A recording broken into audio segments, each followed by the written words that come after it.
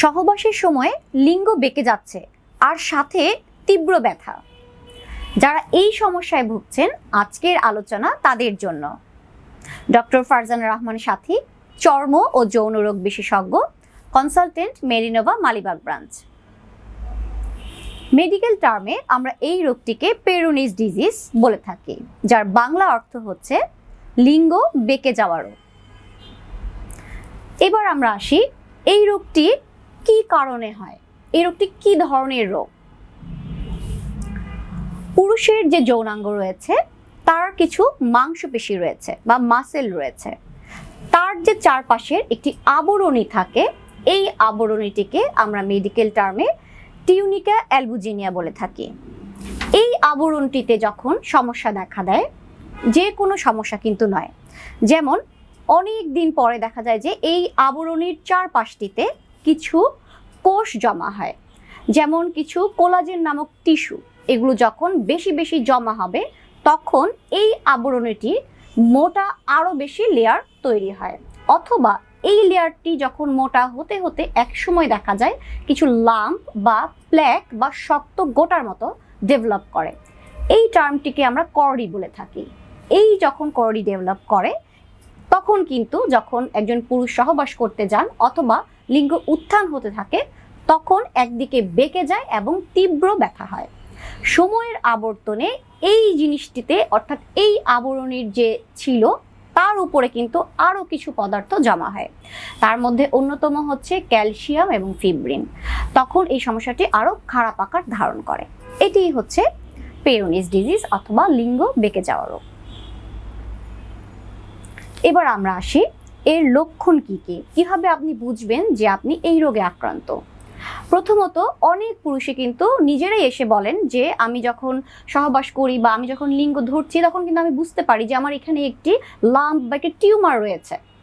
অনেক পুরুষে এসে বলেন যে যখন তারা সহবাস করছেন তখন লিঙ্গ একদিকে বেঁকে যাচ্ছে, ইদার ইট ইজ ডানে অথবা বামে বেঁকে যাচ্ছে। অনেকেই খুব তীব্র ব্যথা নিয়ে আমাদের কাছে আসেন। প্রথমে দেখেন যে ব্যথাটি কম থাকে, কিন্তু আস্তে আস্তে যখন খারাপ আকার ধারণ করে তখন কিন্তু তীব্র ব্যথা হয় এবং তখন কিন্তু আর সহবাস করা সম্ভব হয় না এবং ওই সময় তারা ছুটে আসেন আমাদের কাছে। এবার আমরা জানবো এই যে পেরোনিস ডিজিজ, এটি আসলে কেন হয়, কি কি কারণ আছে। কিছু স্পেসিফিক ভিটামিনের অভাবজনিত কারণে হয়, তার মধ্যে ভিটামিন ই কিন্তু অন্যতম। এছাড়াও আরও কিছু সিস্টেমিক ডিজিজ রয়েছে, যেমন ডায়াবেটিস মেলাইটাস। এছাড়াও আরও অনেক রকমের কিছু ক্রনিক ডিজিজ থাকে যার কারণে এটি হয়ে থাকে। শুধু তাই নয়, আমরা বলে থাকি যে আঘাতজনিত কারণে কিন্তু এই রোগটি হয়ে থাকতে পারে এবং খুবই দুঃখজনক যে যারা স্মোকার, যারা ধূমপান করেন তাদের কিন্তু এই রোগটি হয়ে থাকতে পারে। এবার আসি, কিছু ওষুধ কিছু রয়েছে যা আমরা অনেক সময় খেয়ে থাকি মনের অজান্তেই বা অনেক সময় কোনো রোগের কারণেও খেয়ে থাকি। এই কিছু ওষুধের সাইড ইফেক্টসের কারণে এই করডি ডেভেলপ করতে পারে। তাহলে একজন যখন রোগী আসেন তখন আমরা কি করি, তখন আমরা তাকে প্রপার হিস্ট্রি নিই, আমরা এক্সামিনেশন করি এবং তাকে আমরা কিছু পরীক্ষা দিই, যার মধ্যে অন্যতম হচ্ছে ডুপ্লেক্স আল্ট্রাসোনোগ্রাম। ওই আক্রান্ত জায়গার ডুপ্লেক্স আল্ট্রাসোনোগ্রাম করলেই কিন্তু বোঝা যায় তার আসলে ওই রোগটি আছে কি নেই। এবার আসি ট্রিটমেন্ট, যে আদৌ কোন ট্রিটমেন্ট রয়েছে কিনা।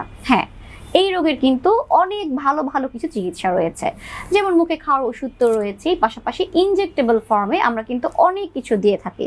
তার মধ্যে ট্রাইমসিনোন এসিটোনাইড রয়েছে, ভেরাপামিল রয়েছে, আরও অনেক কিছু ওষুধ রয়েছে এবং ক্ষেত্র বিশেষে কিন্তু আমরা শক ওয়েভ থেরাপিও দিয়ে থাকি।